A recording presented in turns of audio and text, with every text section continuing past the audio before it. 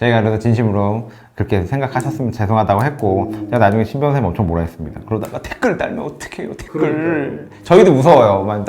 나쁜 댓글 달리면 솔직히 다 저희가 다 그런 줄 알고 댓글 하나로 저희 평판이 갈릴 수 있기 때문에 변호사들도 요즘 먹고 살기 힘들기 때문에 이런 댓글에 예민합니다. 다시 한 번 말씀드리지만 제 말로 인해 화가 나셨다면 제 불찰입니다.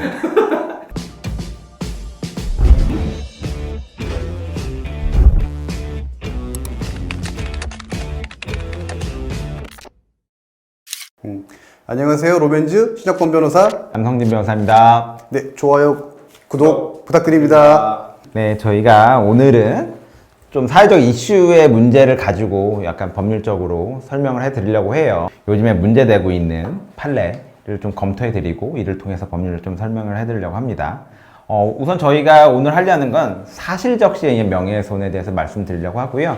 지금 이거 관련돼서 지금 사회적으로 문제된 두 가지 이슈가 있죠. 그렇죠. 배드 파더스 사건하고 그리고 이제 유시민 전 노무현 재단 이사장님 끊어서 너무 길어. 뭐가? 다 알아서 끊으실 거야. 그래? 그럼 배드 파더스 사건하고 전 유시민 의원님 사건을 관해서 저희가 살펴보도록 하겠습니다. 네, 이게 두 가지가 왜 문제가 되냐면요. 명예훼손으로 형사처벌이 되는 사건이에요. 우선 배드 파더스는 진짜 많이 들어보셨을 거예요. 양육비를 지급하지 않는 어떤 파더에 대한 나쁜 아빠들. 물론 배드 마더도 있습니다. 그분에 대한 것을 인적사항, 직업, 그리고 거주지, 나이, 성명, 사진까지 무려 올립니다. 그곳에서 적시를 하고 이 사람이 양육비를 지급하지 않고 있다는 것을 사이트에 올리는 거거든요. 이에 대해서 1심에서는 무죄가 나와서 저희 법조계에서 정말 센세이션 했는데 2심에서 얼마 전 판결이 있었죠? 네, 2심에서는 이번에 이제 유죄 판결이 내려졌습니다. 네. 예, 그리고 대법원에 상고됐는데 아직까지 이제 결과는 나오진 않았고요. 네, 상고가 됐지만 어쨌든 2심에서 유죄가 나왔기 때문에 어쨌든 배드 파더스에 대한 좀 그런 파급력이 조금 줄어들 가능성이 커집니다. 그리고 전 유시민 의원님 사건의 경우는 최근에 뉴스에서도 많이 나오고 있는데 다들 아실 겁니다. 이제 대통령 선거 전에 그 유시민 전 의원님께서 말씀하신 라디오 채널에서 말씀하셨던 그 발언 때문에 문제된 사건입니다. 네, 근데 이게 또 보통 명예훼손은 벌금이다라는 그런 편견을 깨고 지금 검찰이 이제 징역 1년을 구형했어요. 며칠 전이었던 걸로 알고 있는데 그것이 과연 올바랐는지, 검찰의 기소가 무리한 것이 아니었는지, 아니면은 인격권을 침해한 합당한 기소였는지 이에 대한 부분들이 지금 논란이 있는데요. 저희가 뭐 어떤 편을 들겠다는 것은 아닙니다. 근데 이 두 가지 건을 보면요, 명예훼손이 왜 우리 생활에서 좀 정말 중요하고 왜 문제가 되고 우리가 알아야 되는지, 저희가 왜 로맨스에서 설명해 드리려는지를 알게 될 겁니다. 그래서 그런 부분을 저희가 조금 간단하게 설명해 드릴 거예요. 뭐 참고로 말씀드리면은 해외에서 특히 미국에서는 사실적시 명예훼손의 경우에는 처벌하지 않고 민사상 문제로 해결이 돼야 되는 문제로 보고 있고요. 일본에서는 이제 피해자가 직접 고소한 경우에서 있어서만 이제 처벌하는 경우로 되어 있고 유럽에서는 처벌하지 않는 것으로 보고 있습니다. 네, 우선은 우리나라에서는 어떠냐? 사실적시의 명예훼손은 원칙적으로 금지하고요, 예외적으로 허용합니다. 이게 무슨 말이냐면 원칙적으로는 사실적시에 의한 명예훼손도 인격권을 침해하기 때문에 금지하고 형사처벌을 내립니다. 다만 그것이 사실의 적시가 비방의 목적이 없고 공공의 이익이 있을 때는 처벌하지 않는다, 이렇게 예외적으로 허용하고 있거든요. 그 기준이 모호하다 보니까 고소도 많고 그리고 경찰 조사도 많고 재판도 많고 이렇게 되는 겁니다. 그리고 이제 외국 사례에서는 워낙 사실적시가 또 처벌받지 않는 경우가 많기 때문에 현재 다수의 어떤 헌법재판소에 지금 제소가 많이 되어 있는데 얼마 전에는 그것이 또 합헌으로 나와서 현재는 사실적시 명예훼손이 형사처벌을 되는 상태입니다. 그 사실적시 명예훼손은 표현의 자유와 그리고 이제 개인의 인격권에 관해 충돌되는 문제에 있어서 어느 쪽에 손을 들어줄까에 관한 문제인데 현재 우리나라에서는 아직까지는 이제 표현의 자유보다는 개인의 인격권과 사생활을 더 보호하는 측면에서 바라보고 있습니다. 근데 저희도 이제 솔직히 변호사고 저희가 이제 개업을 하고 이렇게 법무법인 운영하다 보니까 아직은 저희가 없습니다. 근데 뭐 댓글이나 아니면 저희 네이버 리뷰로 저희 법무법인 뭐 남성진 대표사 아니면 신혁범 변호사 나쁜 사람이다 막 상담을 받는데 진짜 막 이 사람들이 막 이상하고 막 나쁘다라고 허위 사실을 허위 사실하면 정말 억울하죠. 근데 사실 적시를 어느 정도 이런 멘트를 했다는 식으로 해서 적시를 했다. 지금 말씀하시니까 얼마 전에 제가 상담했던 분인데요. 처음부터 화가 나서 오셨어요. 그래가지고 얘기를 하다가 제가 이제 몇 가지 물어보고 사실 확인하고 물어보는데 막 갑자기 화를 내시면서 가시는 거예요. 그래서 혹시나 이제 그분이 가시면서 나중에 저희 안 좋은 댓글 달까봐 엄청 노심초사한 적이 있는데 이런 경우가 보통 사실적시 명예훼손죄 또는 허위사실 명예훼손죄가 될 수 네, 있습니다. 근데 그거는 대체로 허위 사실일 것 같아요. 신 변호사님 그런 적 없죠? 모르겠어요. 네, 저는 제가 동업자라서 손해배상 청구할 예정입니다. 저는 친절하게 한다고 한 것 같은데 네. 뭐 상대방이 불친절했다고 느끼셨거나 그렇다면은 뭐 제가 잘못한 게겠죠. 네, 어쨌든 그런 부분이 있고 내가 어쨌든 사실이라도 이것이 내가 적시가 되고 사람들에게 알려졌을 때 엄청 큰 피해를 줄 수가 있거든요. 그래서 이런 경우에 또 인격권 침해가 너무 크다라고 해서 형사처벌 받는 건데 또 이게 표현의 자유를 너무 침범한다 이래서 문제가 되는 겁니다. 그럼 저희가 이제 서론 여기까지 하고 배드파더스 볼게요. 배드파더스 솔직히 전 진짜 놀랐어요. 1심 판결이 솔직히 당연히 유죄 나올 줄 알았습니다. 솔직히. 왜냐면 생각보다 사실 적시가 그러니까 법조인이 보는 눈점입니다. 당연히 양육비 주시는 아빠들 나빠요. 나쁜데 안 주시는 분들 나빠요. 근데 이 법조인의 관점에 봤을 때는 정말 너무나 이제 개인의 인격권과 사생활과 이런 것들을 엄청나게 침해하는 내용들이어서 있었어서 이제 기존의 판례로 봤을 때는 당연히 유죄가 나지 그렇죠. 않을까라고 했는데 이게 그 예상을 뒤엎고 이제 국민참여재판을 하면서 이제 전원일치로 무죄가 나왔죠. 네, 1심에서는 그 공공의 이익을 아주 넓게 봤어요. 이런 이제 사실적시 명예훼손죄의 경우에는 예외적으로 아까 남영진 변호사님 말씀하신 것처럼 원칙 처벌, 예외 처벌하지 않는다라고 했을 때 그 예외가 뭐냐면 공익적 목적이 있는 경우에는 그 범죄 위법성이 조각된다고 해서 처벌하지 않는데 이 배드파더스 사건에 있어서 1심 판결은 공익성을 아주 넓게 봐서 공익적 목적이 있기 때문에 처벌하지 않는다라고 판결을 한 겁니다. 네, 근데 말씀드린 것처럼 당시에 검찰에서 당연히 항소를 했죠. 그래서 2심에서 이제 얼마 전 작년에 또 이제 판결이 내려졌는데 그 판결에서 뒤집혔죠. 그래서 벌금형이 나오고 그 벌금형을 선고유예하는 이런 벌금형 선고유예가 나왔는데 좀 시민단체나 대부분 이제 일반 시민들이나 보시기에 당연히 아쉬운 판결이라는 사람이 있었습니다. 2심에서는 이게 너무 공익적 목적이 있다 하더라도 개인의 인격권과 사생활의 자유가 너무나도 침해가 많이 된다. 광범위하게 침해된다 이렇게 봤어요. 왜냐면 뭐 너무 많은 인적 사항이 나오고 그리고 어떤 기준이나 이런 부분이 모호하기 때문에 어떤 인격권이 너무 광범위하게 침해된다라고 해서 다시 이제 무죄를 파기하고 유죄로 내렸습니다. 저는 좋은 아빠라고 자부하고 있는데 만약에 저는 아직 이혼하지 않았습니다. 그랬는데 만약에 이혼을 했어. 그래서 이제 혹시나 이제 개인적 사정으로 인해서 양육비를 못 주게 될 사정이 있을 수 있잖아요. 뭐 안 주는 사람이 나쁜 사람이죠. 당연히 줘야 되죠.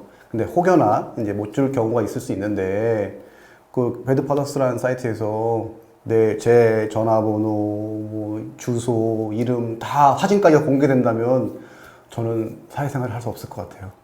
근데 말씀드린 것처럼 이런 의견도 있지만 그러면은 어떤 방법으로 이 사람들이 이미 다 해봤습니다. 양육비 이행명령 청구도 해보고 출국 금지도 다 해보고 다 해봤습니다. 근데도 양육비를 안 주는 거예요. 다 타인 명의로 명의 신탁을 해놓고 주지 않는 겁니다. 월급도 현금으로 받거나 타인 명의로 받거나 이런 상태에서 양육비를 주지 않으면 그 사람들의 생활이 달렸기 때문에 이 어머니들이나 아버지들이 마지막으로 할 수 있었던 부분이 배드파더스 사이트에 공개하고 이를 통해서 어쨌든 사적인 방법이지만 압박하는 방법이었거든요. 그래서 현재 실제적으로는 할 수 있는 가장 유일무이한 방법이었는데 그것들이 이제 형사 판결로 유죄가 나오면서 많이 위축은 되고 있어요. 네, 지금 이 남 변호사님하고 저하고 의견이 대립되는 것처럼 법조인들이 경우에도 이 사건을 바라보는 시각이 너무 달라요. 맞아요. 여기서는 이제 공익적 목적을 더 강조하시는 거고, 저희는 개인의 사생활의 자유와 인격권을 강조하는 입장이기 때문에, 마찬가지로 이제 재판장님들, 판사님들도 어느 쪽에 손을 들어줄지 너무나 저희는 궁금하고. 그래서 대법원 판결이 남았거든요. 이건 전원합의체로 갈 가능성이 높은데, 기다리고 있습니다. 저희가 그 전원합의체 판결이 나오면 좀 상세하게 판결문을 확보해가지고 좀 자세하게 할 거고요. 저희가 뭐 양육비 부분 사건도 양육비 미지급에 대한 지급 청구 소송도 해보고, 명예훼손 배드파다스 쪽도 소송을 해보고 여러 가지를 해보면 둘 다 뭐 어느 정도 뭐 서로 완전히 대립하고 있는 거기 때문에 이에 대한 저희 의견은 딱히 없고, 이런 말씀은 그저 신 변호사님 의견, 제 의견처럼 이렇게 대립하고 현재 하고 있어서 결국은 헌법재판소나 대법원에서 판결을 내려서 정리를 해줄 거로 보입니다. 그럼 두 번째로 볼게요. 두 번째는 가장 최근 이슈고 유시민 전 노무현 재단 이사장님 관련된 재판입니다. 우선은 검찰이 기소를 했고, 그리고 검찰에서 1년 구형을 했습니다. 징역을. 저희가 이제 말씀드렸던 것처럼 사실적시 명예훼손죄가 성립하려면 당연히 첫 번째 사실 적시를 해야 되겠죠. 공공연하게 말을 해야 되고, 두 번째 공연성이 있어야 되고. 공연성이 뭐예요? 공연성? 공연성은 공연하다. 뭘 공연하지? 그러니까 어떻게 하면 더 웃기면서 설명을 할 수 있을까 맨날 고민하고 있습니다. 사람들이 듣는 데서 타인에 관한 얘기를 했다든지, 아니면 라디오나 TV나 이런 것처럼 널리 쉽게 전파가 될 수 있는 전파 가능성. 있는 상태에서 사실 적시한다든지 이런 경우를 공연성이 있다라고 판단하는 거고요. 세 번째, 그리고 이제 피해자가 특정이 돼야겠죠. 그러니까 누구에 관한 건지에 대해서 말하지 않고 애매하게 만약에 명예를 훼손한다면 그 누구 얘기인지도 모르는데 누가 피해자가 나오겠어요? 안 나오지. 그러니까 명예훼손죄가 안 되고요. 그래서 이제 논쟁이 있는 거죠. 그래서 이 지금 유시민 전 이사장님에 관련된 사건에서 이슈를 보면 이제 명예훼손으로 공소장을 올렸잖아요. 그렇죠. 그러면은 당연히 유시민 이사장님, 전 이사장님께서 변호인단에서 뭐라 주장할까요? 당연히 이걸 깨야겠죠. 말씀이 그렇죠. 이 방금 말씀한 요건 사실이 아니다. 이렇게 깨야 되거든요, 법조인들은. 그럼 첫 번째 이제 피해자 특정됐나요? 피해자 특정. 요즘에 아주 유명하신 분이죠. 우리 대통령 당선인의 오른팔이다 측근이신 그분. 그분이 피해자로 특정이 됐다라고 검찰에서 주장을 하고 있고요. 네네. 그분 인격권에 대한 아주 심한 침해가 있었다. 네. 그리고 이제 공공연하게 라디오에서 말했기 때문에 공연성도 있었다. 그건 당연히 될 것 같고요. 그리고 세 번째 이제 그 개인에 대해서 개인을 비방할 목적이 있다라고 검찰은 주장을 했고요. 이에 대해서 유시민 전 의원님의 변호인단 측에서는 그 세 개 깨야죠. 세 개 깨려면 어떻게 해야겠어요? 검찰은 사실적시 명예훼손이라고 그랬잖아요. 그래서 사실을 적시한 것이라고 밝혔는데, 이 변호인 측에서는 사실에 대한 얘기가 아니었다. 사실이 아니라 추측, 내 의견을 말한 것이다라고 주장을 했습니다. 만약에 정말로 사실 적시가 아니라 추측이나 또는 의견을 말한 거라면 명예훼손이 안 되죠. 사실 적시가 아니니까 안 되겠습니다. 의견이 되거나 막 이러면 모욕죄는 될 수 있을지언정 지금 공소장이 명예훼손이기 때문에 이건 죄가 성립이 안 되는 거죠. 그럼 당연히 변호사는 그렇게 주장합니다. 그러면 아까 요건 사실 제가 말씀드렸는데, 그럼 두 번째 말씀드린 것처럼 피해자 특정성 부분도 있고, 당시 검사장을 비판한 게 아니라 검찰이라는 국가기관을 비판한 거다라고 얘기하는 거예요. 그래서 이제 피해자의 특정도 모호했다. 그리고 내가 실제로 한동훈 검사장에 대한 비방 목적이 아니고 검찰이라는 국가기관을 한 것이다라고 해서 이 지금 요건 사실을 벗어나려고 하는 거죠. 이게 지금 1심 재판이 이제 지금 진행 중인데, 남 변호사님은 결과가 어떻게 될 것 같아요? 이거 솔직히 변호사가 잘 방어했습니다. 솔직히 저희가 해도 이게 딱 세 가지 했을 거예요. 당연히 요건 사실이 나와 있기 때문에 어떤 변호사도 할 수 있는 방법은 한정되어 있어요. 근데 정확하게 지적은 했고, 저희는 어떠한 정치적 편향도 없고요. 어떤 목적으로 이 영상을 만든 게 아니기 때문에. 네네네. 저희 그냥 의견입니다. 저의 의견인데, 만약 예를 들어서 이제 우리 남 변호사님이 검찰 쪽이다. 그러니까 예를 들은 거예요. 네네네. 저 검찰 쪽에 보겠습니다. 변호인 측이라고 한다면은 변호인 측 입장에서 볼 때는 굉장히 이제 방어를 잘한 거죠. 그렇죠. 근데 검찰 쪽도 당연히 해볼만 합니다. 왜냐면 누가 봐도 이 외에 피해자 특정성은요, 그냥 그 사람이 그렇다 그런 게 아니고 이 문맥을 봅니다. 그래서 판례적으로 초성만 나타내도 그게 피해자 특정됐다고 보거든요. 문맥을 전체적으로 봤을 때 그런 당시 수사를 했던 검사장에 대한 비판으로 보일 여지가 커요. 그리고 나서 당시 그런 사회적인 분위기나 했었을 때 명예훼손될 여지도 크고, 그것이 또 의견이라 보기에는 좀 이런 팩트성이 좀 강했었잖아요. 그래서 검찰도 해볼만 했고, 그리고 이제 자신들의 또 검찰의 명예도 좀 손상됐다고 보고 있기 때문에 강력하게 지금 구형도 징역 1년을 했기 때문에 해볼 법합니다. 솔직히 검찰도. 저희는 이게 법조인으로서 결과가 어떻게 될지 너무나 궁금합니다. 네, 그것도 판결문 나오면 제가 말씀드릴게요. 어쨌든 저희가 사회적 이슈가 되는 두 가지를 우선 봤어요. 배드 파더스와 그리고 두 번째로 전 유시민 의원님. 네, 전 유시민 의원님의 재판에 대해서 한번 이야기해보면서 명예훼손에 대해서 한번 알아보았습니다. 근데 저희가 솔직히 뭐 상담 오시는 분 굉장히 많습니다. 명예훼손이 생각보다 저희는 뭐 댓글 부분에 있어서는 실제로 그렇죠. 뭐 연예인들이 네. 자살하기도 하고 그렇기 때문에 명예훼손이 뭐 당연히 벌금이지, 별거 아니지. 뭐 어떤 그런 거라고 생각하기에는 실제 당사자가 됐을 때 진짜 그 침해를 그렇죠. 저희 상담 많이 오시는 분들의 경우는 대부분 이제 영업장을 운영하시는 사업주분들이 많으신데요. 이제 그 사업장에 관한 그 사이트라든지 이런 곳에 댓글이 달리는 경우에 뭐 음식점이면 음식점에 손님이 확 준다든지, 그죠? 애견샵이면은 애견샵에 손님이 확 준다든지, 이 경제적인 피해가 막대하기 때문에 이제 아주 큰 문제가 될 수 있습니다. 그리고 요즘에는 학교폭력적으로도 학교폭력은 학교폭력으로 처벌받을 수도 있고요. 그리고 형사적으로도 되는데 따돌림하면서 뭐 얘가 어떤 애다, 없던 애다, 소문을 내라, 이제 페이스북에 올리고 이런 거를 통해서 명예훼손이 엄청 많이 일어나고 있어요. 그래서 그런 부분들이 또 촉법소년에 대한 명예훼손, 형사처벌 등이 사회적 문제가 되고 있어서 솔직히 명예훼손은 당하는 사람도 정확히 알고 하시려는 분도 정확히 알고 조심해야 됩니다. 누군가를 죽일 수 있는 부분이기 때문에 항상 조심하고 저희도 많이 연구하고 그리고 사실적시 명예훼손 우리나라에 언제까지 살아남을지 모르겠는데 저는 5년 안에 없어질 것 같습니다. 아, 그것도 뭐 알 수 없죠. 네, 알 수 없습니다. 제 의견입니다. 알 수 없는데 흐름을 점점 따라. 헌법재판소에서 계속해서 이제 위헌이냐 합헌이냐에 대한 논의가 이루어지고 있는데 그 위헌이다라는 판사님의 수가 계속 늘어나고 있어요. 네.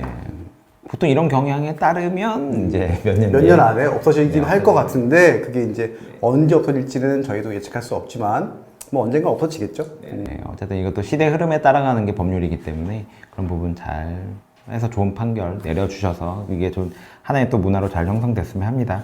오늘 여기까지 저희가 사실적시 명예훼손에 대해서 알아보았고요. 앞으로 좋은 콘텐츠로 또 보답되도록 노력하겠습니다. 로맨지의 신혁범 변호사. 안성진 변호사였습니다.